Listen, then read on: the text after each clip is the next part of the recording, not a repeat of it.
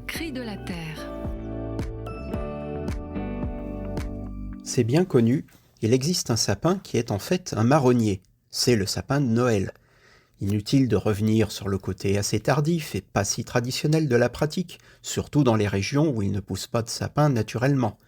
Du point de vue spirituel, on peut très bien fêter l'incarnation du Seigneur sans branches de résineux à l'horizon. Reste bien sûr la question écologique. Les sapins utilisés en France sont tous issus de plantations, bien sûr, d'autant qu'on utilise des essences spécifiques, souvent américaines, qui gardent mieux leurs aiguilles. Donc non, évidemment, on ne va pas raser des forêts pour planter des sapins de Noël, mais ce n'est pas vertueux pour autant. Le sapin de Noël, c'est une culture intensive comme une autre, une parcelle qu'on rase, où on plante des végétaux non indigènes, lesquels seront ensuite entretenus, dans la majorité des cas, à grand renfort de pesticides.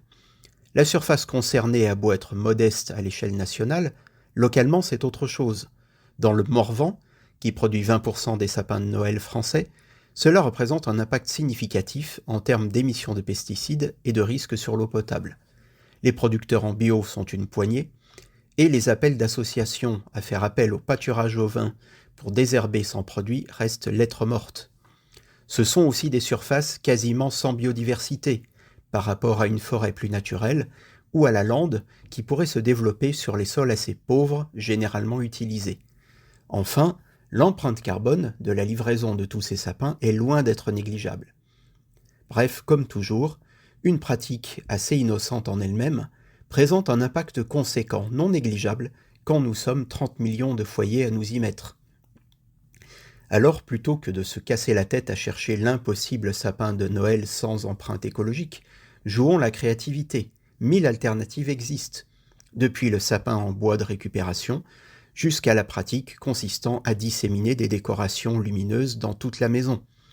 La quête d'un peu d'exceptionnel et d'éclatant dans notre décor quotidien pendant les sombres journées d'hiver est bien légitime, mais ne faisons pas payer le prix à nos nappes phréatiques ou aux oiseaux des bois. Inventez, construisez, bricolez, et vous pourrez profiter de l'ambiance sans arrière-pensée.